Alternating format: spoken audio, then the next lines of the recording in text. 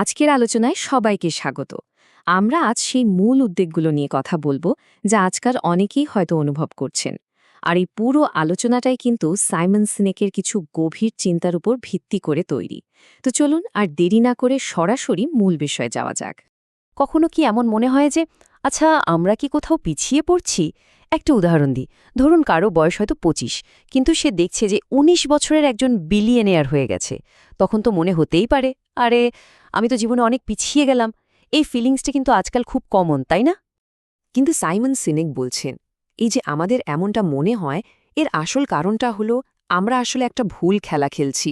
জীবন, career বা ব্যবসা, এগুলো তো কোনো ফাইনাল ম্যাচ না যেখানে একজন জিতবে আর আরেকজন হারবে। সিনেকের মতে এই ভাবনাটাই, এই মাইন্ডসেটটাই ভুল।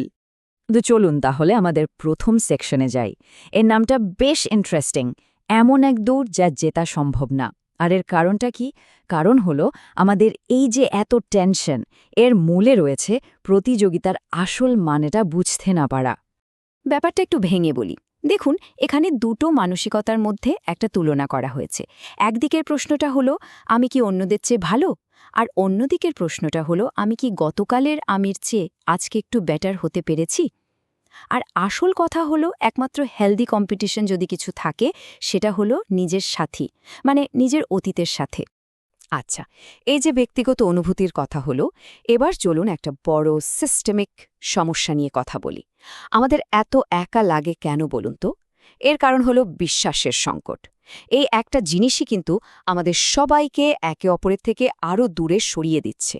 এই ব্যাপারটা কিভাবে কাজ করে তা এখানে খুব সুন্দর করে দেখানো হয়েছে। দেখুন, যখন কোম্পানিগুলো শুধু শর্ট টার্ম রেজাল্ট আর ইন্ডিভিজুয়াল পারফরম্যান্সের দিকেই বেশি নজর দেয়, তখন কি হয়? কর্মীরা নিজেদেরকে আনপ্রোটেক্টেড ভাবতে শুরু করে। তাদের মনে হয়, আরে যে কোনো সময় তো চাকরি চলে যেতে পারে। আর তখন টিকে থাকার জন্য সবাই শুধু নিজের কথাই ভাবে। ফলে একে অপরের উপর থেকে বিশ্বাসটা একদম চলে যায়। আর এটা একটা চক্রের মতো চলতেই থাকে। আজকের কর্পোরেট দুনিয়ায় কোন জিনিসগুলোকে অ্যাওয়ার্ড দেওয়া হয় আর কোন জিনিসগুলো আসলে বিশ্বাস তৈরি করে, এর মধ্যে পার্থক্যটা একবার দেখুন। একদিকে কোম্পানিগুলো শুধু ব্যক্তিগত পারফরম্যান্সকে পুরস্কৃত করে, সিইও বা ইনফ্লুয়েন্সারদের হিরো বানিয়ে তোলে। আর অন্যদিকে যেখানে বিশ্বাসটা অনেক বেশি, যেমন ধরুন মিলিটারিতে, সেখানে কিন্তু পুরো টিমের সাফল্যকেই বড় করে দেখা হয়। মানে এক সিস্টেম আমাদের আলাদা করে আর অন্যটা এক করে। এই প্রসঙ্গে একটা শব্দ খুব গুরুত্বপূর্ণ, সেলআউট। সেলআউট মানে হলো এমন কেউ যে টাকা বা সাকসেসের জন্য নিজের আদর্শ, নিজের মূল্যবোধের সাথে আপোস করে ফেলে। ইন্টারেস্টিং ব্যাপার হলো সাইমন সিনেক বলছেন যে আজকালকার অনেক ইয়াং জেনারেশন হয়তো এই শব্দটার সাথে পরিচিত না। এটা কিন্তু আমাদের সংস্কৃতির একটা বড় পরিবর্তনের দিকেই ইঙ্গিত করে। একটা ছোট্ট ঘটনা বলি। একজন মিলিটারি কর্নেল একবার কয়েকজন তরুণ অফিসারকে বকা দিচ্ছিলেন।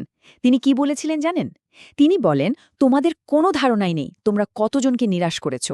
খেয়াল করে দেখুন, এখানে ফোকাসটা কিন্তু ব্যক্তিগত ভুলের ওপর ছিল না, ছিল পুরো টিমের প্রতি তাদের দায়িত্বের ওপর। তো এত সমস্যার কথা তো হলো, এখন প্রশ্ন হলো এর সমাধানটা কি? চলুন আমাদের পরের সেকশনে যাওয়া যাক। এর টপিকটা শুনলে একটু অবাক লাগতে পারে, কিছুই না করার শক্তি। হ্যাঁ, ঠিকই শুনেছেন। কারণ কখনো কখনো সামনে এগোবার জন্য একটু পিছিয়ে আসতে হয়। এই যে বললাম, পিছিয়ে আসা বা একটা ব্রেক নেওয়ার শক্তি, এটা বোঝানোর জন্য একটা দারুণ গল্প আছে। গল্পটা হলো দুই কাঠুরিয়ার। গল্পটা অনেকটা এরকম। দুজন কাঠুরিয়া ছিল যারা প্রতিদিন একই সময়ে কাজ শুরু করত, আবার একই সময়ে কাজ শেষ করত। কিন্তু তাদের মধ্যে একজন ছিল যে একটানা কাজ করে যেত, কোনো ব্রেক নিত না। আর অন্যজন, সে প্রতিদিন দুপুরবেলা ১ ঘন্টার জন্য কোথায় যেন গায়েব হয়ে যেত। মজার ব্যাপার হলো, যে লোকটা ব্রেক নিত, দিন শেষে দেখা যেত সেই সবসময় বেশি কাট কেটেছে। তো বেশ কয়েক মাস এরকম চলার পর যে কাঠুরিয়াটা নন স্টপ কাজ করত, সে তো আর থাকতে না পেরে অন্যজনকে জিজ্ঞেস করেই ফেলল, ভাই তুমি রোজ ১ ঘন্টার জন্য ঠিক কোথায় যাও? আর এখানে গল্পের আসল টুইস্ট। অন্য কাঠুরিয়া উত্তরে কি বলল জানেন? সে বলল, আমি বাড়ি যাই আমার কুড়ালটা ধার দিতে। ভাবুন একবার, এর মানেটা কি দাঁড়ালো? তার মানে হলো শুধু একটানা খেটে গেলেই প্রোডাক্টিভিটি বাড়ে না। ব্যাপারটার পেছনে কিন্তু সায়েন্সও আছে। আমাদের ব্রেনের দুটো অংশ ভাবুন। একটা হলো সচেতন মন বা থিঙ্কিং ব্রেন, যেটা আমরা ফোকাস করে কাজ করার সময় ব্যবহার করি। এর তথ্য অ্যাক্সেস করার ক্ষমতা কিন্তু বেশ কম। কিন্তু আরেকটা অংশ আছে আমাদের অবচেতন মন বা সাবকনশিয়াস ব্রেন। যখন আমরা রিল্যাক্স থাকি বা কিছু নিয়ে ভাবি না, তখন এই মনটা কাজ করে। আর এর তথ্য ভাণ্ডার বিশাল। একঘেয়েমির মুহূর্তগুলোতে, যেমন ধরুন গোসল করার সময় বা এমনি হাঁটার সময়, আমাদের মাথায় হুট করে দারুণ সব আইডিয়া চলে আসে। কারণ ঠিক তখনই আমাদের এই শক্তিশালী ব্রেনটা কাজ করার সুযোগ পায়। তো আমরা আলোচনার প্রায় শেষ পর্যায়ে চলে এসেছি, আর এই অংশটা বোধহয় সবচেয়ে গুরুত্বপূর্ণ। প্রশ্নটা হলো, কিভাবে আমরা আবার সেই বিশ্বাসের গভীর সম্পর্কগুলো অ্যাক্টিভলি গড়ে তুলতে পারি? বিশ্বাস তৈরির জন্য সিনেক যে উপায়টার কথা বলেছেন, সেটা বেশ চমকে দেওয়ার মতো। উনি বলছেন, শুধু অন্যকে সাহায্য করার অফার দেওয়া বন্ধ করুন, বরং অন্যের কাছে সাহায্য চাইতে শুরু করুন। নিজেকে ভালনারেবল হতে দিন, অন্য কাউকে এই সুযোগটা দিন, এই সম্মানটা দিন, যেন সে আপনার পাশে দাঁড়াতে পারে। আসলে বিশ্বাস কিন্তু শক্তি দেখিয়ে তৈরি হয় না, বিশ্বাস তৈরি হয় নিজের দুর্বলতাকে প্রকাশ করার মধ্যে দিয়ে। কিন্তু এই যে এত গভীর মানবিক সম্পর্কের কথা হচ্ছে, এর আধুনিক বিকল্পটা কি? আমাদের ডিজিটাল বন্ধুরা, মানে এআই বা আর্টিফিশিয়াল ইন্টেলিজেন্সের সঙ্গীরা। চলুন ব্যাপারটা একটু দেখা যাক। হেয়ার নামে একটা সিনেমা আছে, হয়তো অনেকেই দেখেছেন। সেখানে এআই চরিত্রটা তার মানব সঙ্গীকে একটা ভয়ঙ্কর কথা বলেছিল। সে বলেছিল, আমি তো তোমার মতো লক্ষ লক্ষ মানুষের সাথে সম্পর্ক রাখতে পারি, তুমি তো একা নও।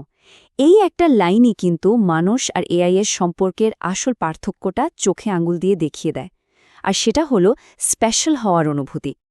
আর এই ভাবনাটাই আমাদের আজকের আলোচনার শেষ প্রশ্ন। আমাদের সম্পর্কগুলো কি আসলেই স্পেশাল, নাকি এগুলো শুধুমাত্র একই সময় অনেকের সাথে ঘটে যাওয়া কিছু কানেকশন? এই যে এত হাইপার কানেক্টেড একটা দুনিয়ায় আমরা বাস করছি, এখানে নিজেদের সম্পর্কগুলোর আসল রূপটা নিয়ে ভাবার সময় বোধহয় সত্যিই এসে গেছে।